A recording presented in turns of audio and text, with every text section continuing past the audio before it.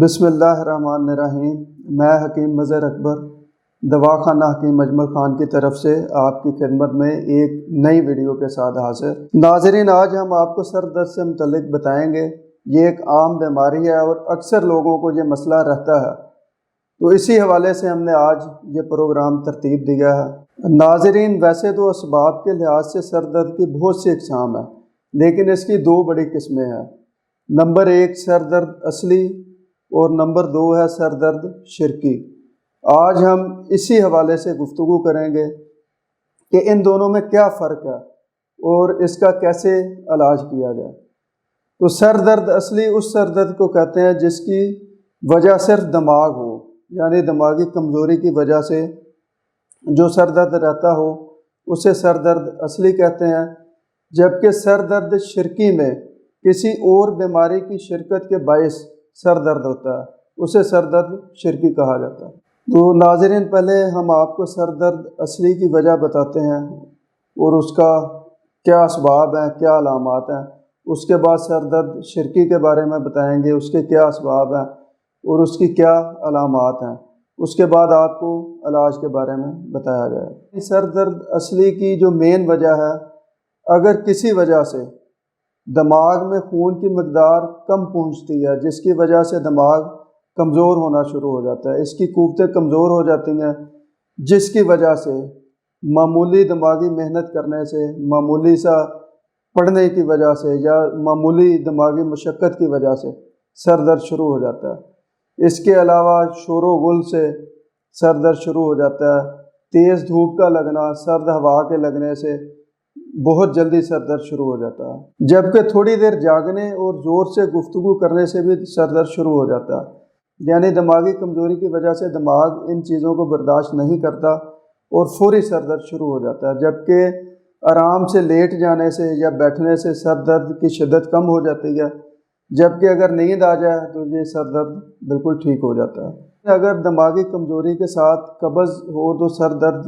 میں بہت زیادہ شدت ہوتی ہے۔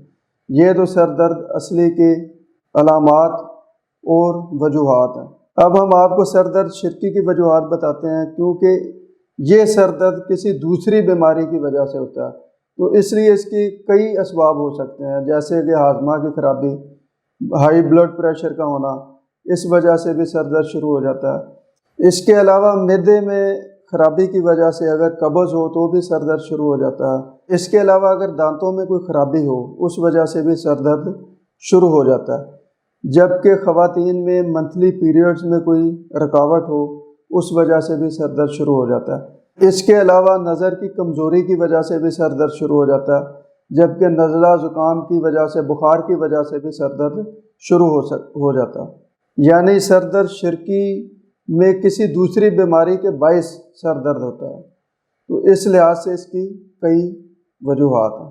جبکہ ناظرین، آپ کو ایک بات اور بتاتے چلیں کہ اگر خدا نخواستہ دماغ میں کوئی ٹیومر ہو، کوئی رسولی ہو، تو اس وجہ سے بھی سر درد جانے کا نام نہیں لیتا، لیکن اس کی علامات بڑی شدید ہوتی ہیں، جن میں فوراً قے کا آ جانا، اس کے علاوہ بینائی کا مسلسل اور تیزی کے ساتھ کم ہو جانا، اس کے علاوہ دماغی توازن کا بگڑ جانا، یہ اس کی علامات میں شامل ہے۔ تو ناظرین، یہ تو تھی سر درد کی اقسام، علامات اور وجوہات۔ اب ہم آپ کو اس کا علاج بتاتے ہیں۔ اگر دماغی کمزوری کی وجہ سے سر درد ہو تو اس حوالے سے اجمل دواخانہ نے بہترین ادویات تیار کی ہیں جو دماغ کو طاقت دیتی ہیں، اور ان کے استعمال سے مستقل طور پر اس مرض سے نجات ممکن ہے، اور ان ادویات کا کسی قسم کا کوئی سائیڈ افیکٹ بھی نہیں ہے۔ ناظرین، اس کے لیے خمیرہ، جدوار، اود سلیپ اور قرص نقرہ مرکب، ایک چمچ خمیرہ اور دو ٹیبلٹس، یہ صبح و شام 2 ٹائم آپ استعمال کریں۔ اس کے علاوہ خمیرہ، گاؤزمان، امبری جوہر اور قرص نقرہ مرکب، یہ ایک چمچ خمیرہ اور 2 ٹیبلٹس، یہ صبح و شام 2 ٹائم استعمال کریں۔ ان کے استعمال سے سر درد سے مکمل آرام آ جائے گا۔ جبکہ اگر سر درد دیگر اسباب کی وجہ سے ہو، جیسے معدہ کی خرابی، تو اس کا علاج کیا جائے۔ اگر قبض کی وجہ سے ہو تو اس کا علاج کیا جائے۔ اگر نظر کی کمزوری کی وجہ سے ہو تو اس کا علاج کیا جائے، تو اس کے لیے بہتر ہے کہ آپ دواخانہ حکیم مجمل خان پر تشریف لائیں۔ یہاں پر تجربہ کار طبیب آپ کو چیک اپ کے بعد ادویات تجویز کریں گے، جس سے یہ مسئلہ مکمل طور پر ٹھیک ہو جائے گا۔ اس کے علاوہ آپ فون پر بھی مشورہ لے سکتے ہیں اور آن لائن ادویات بھی منگوا سکتے ہیں۔ تو ناظرین، یہ تھی آج کی ویڈیو۔